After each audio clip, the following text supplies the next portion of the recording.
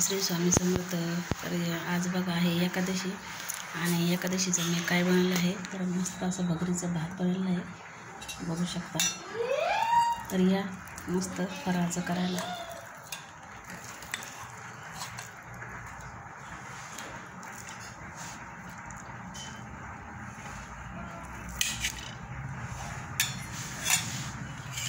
ते बनवलेलं आहे बघा, शेंगदाण्याचं पिठलं,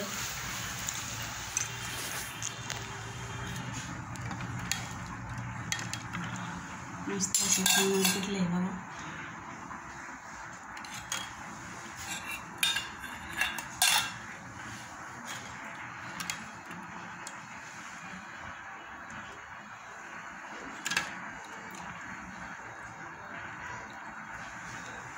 या मस्तपैकी फराळाचं करायला कोणाकोणाला आवडते बघा भगरीचा भात आणि शेंगदाण्याचं पिठलं।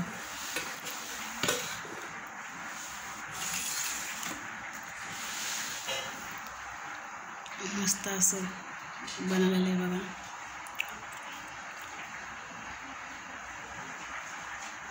तर या सगळ्यांनी फराळाचं करायला।